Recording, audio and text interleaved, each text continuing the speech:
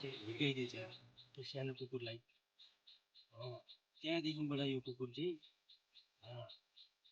भात पनि नखाने, त्यहाँ त्यही गरेर अनि यो टाउकोमा कहाँनिर हिर्काइदियो, कहाँनिर पेसाब पऱ्यो यसलाई।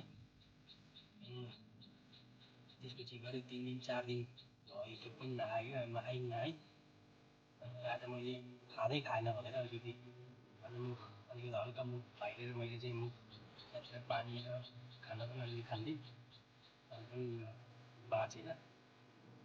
मान्छे हो, अरूको घरमा पालेको होइन, एउटा हामी पनि पशु हो, यो पनि पशु हो। बरु आजकल पशु बरु मानव जस्तो व्यवहार गर्छ, मान्छेले चाहिँ मान्छे जस्तो व्यवहार गर्न छोडिसके हो। यो पशुको के दोष थियो, किन हिर्काउनु पर्यो होला?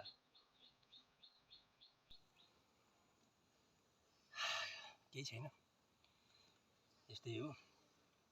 आज यसको यो मर्यो, यसलाई मैले खुब माया गरेर लिएर आएको थिएँ, कति राम्रो थियो,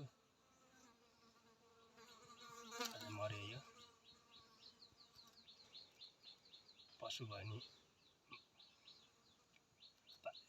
माया लाग्दो रहेछ।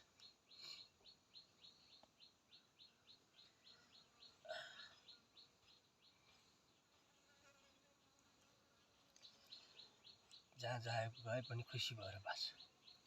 आज त्यसलाई मैले यहाँ खाल्डो मान्दैछु।